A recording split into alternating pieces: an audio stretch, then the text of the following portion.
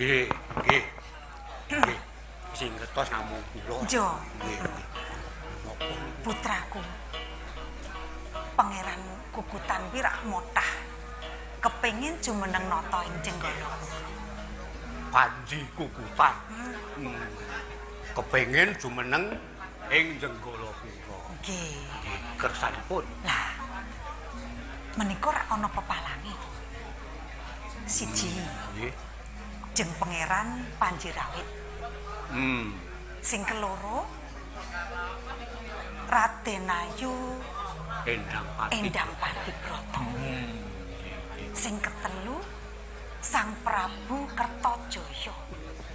Kuwi kudu disingkirke kabeh. Sang Prabu Kertajaya menika lak garwa panjenengan. Lah iya, pancen Sang Prabu kuwi garwaku. Lah ning mengko nek Pangeran Kukutan kuwi dadi jumeneng nata. Nggih. Mengko rak sing ngampingi sing dadi garwa Prameswari kuwi rak aku. Panjenengan niku ya aneh-aneh no. Kok malah digeguyu ki piye to? Ya menika putrane kaya Lah ya ora apa-apa to putra, kae nyatane putra selir kok dudu putraku dhewe. Jelas pantes. Ya ora apa-apa to. Kena nggo jamu ra ngoten. Kok nggo jamu iki. Ha kan menika Nek ora nyatane jamu. jeng Pangeran Kukutan kuwi ya tresna kok karo aku. Panjenengan menika tresna kalian Panji Kukutan. Panji Kukutan ugi tresna. Nah ngoten sami tresnanipun menika sampun. Rak nek carane wong-wong ngandhake kae rak wis keplok. Nggih.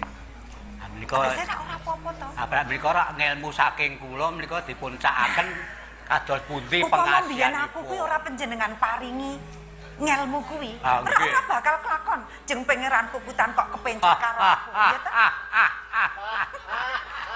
Wong umure wae kaceke ya sauntara. Nggih panjenengan menika ya kudu ya matur nuwun kalih kula. Pengasihane mandi. Mongko aku ki ya ora piye-piye lho. Ming tak cedhaki, terus tak gojeki astane, terus aku kandha yen tresna. Dheweke terus klipuk ngono wae. Aku mboten kok namung Kanjeng Pangeran Panji Kukutan. Aku lho menjenengan cepengi rada kepiye ngono kok terusan kula niku. Saking pengasihane le mandi niku lho. Lah apa iya pengasihan kula kok temomo panjenengan ki ya mokal kok ya kaya teke dhewe kok arep nemomo. Ning ya iso lho ngoten niku napa dali ngono niku ya iso mandi kumpule nanggonku ngoten. Ya ora bakal kelakon. Nggih. Adoh pundi? Kados pundi? Rak ya saged to. Kula menika sampun nganggep panjenengan menika kados dene anak kula dhewe. Anak murid sing kinasih. Sing kinasih. Kula menika menapa sak perintah panjenengan badhe kusendikani. Matur Ning. nuwun Kyai. Ngaten. Nganggo ragat to. Ayo ragan Mesti wae mengko tak cukupi. Probe ya pira sing tak butuhke. As mengko tak biuki. kula kedah nyirnake Panji Kukutan. Dudu Panji Kukutan. Panji Rawit. Panji Kukutan menika panjenengan. Awen kaya ora apal ya kan menika. Anek jeng Pangeran Panji Kukutan. Aku ora dereng kaya to putra-putra ing Aku iso nglalu mengko. Panji Jeng Pangeran Rawit. Panji Rawit. Denayu Endang Patibrata karo Sang Prabu Kertajaya. Kertajaya napa Kertawijaya? Kertajaya. Oh, Kertajaya. Kudu Kertajaya. Ning ngaten Denayu. Kula sagah nyendikani dawuhipun Pitukane apa? ning panjenengan kedah wani janji kalih kula. Wes, sumpah janji tak lakoni. Estu menika? Tenan, apa kula menika tau ngapusi karo panjenengan? Ora to. Mbuh kelakon apa ora panjangka panjenengan kedah panjenengan wani janji. Besok menawa kukuting jaman panjenengan dumugi seda wani kalih kula dadi balane Betari Durga.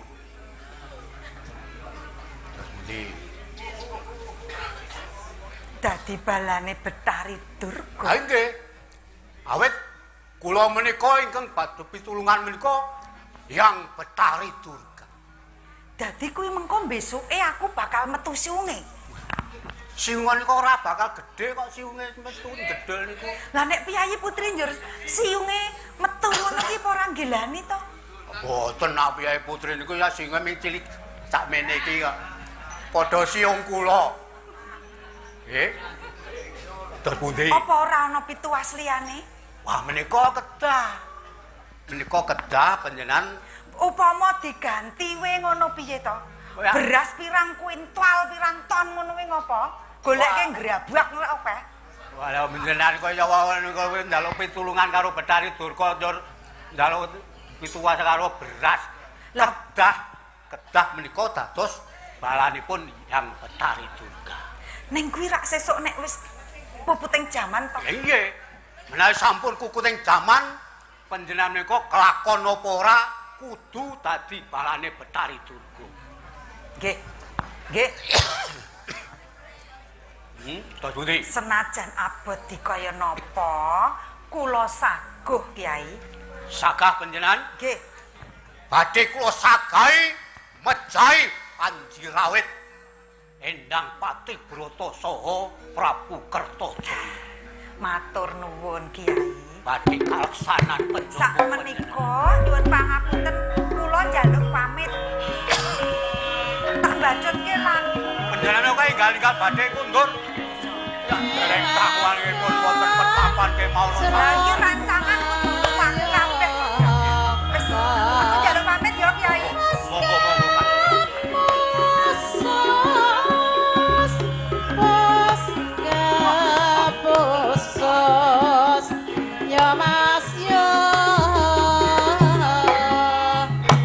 Mateni menungso ora bakal abot Resi Brajolungit.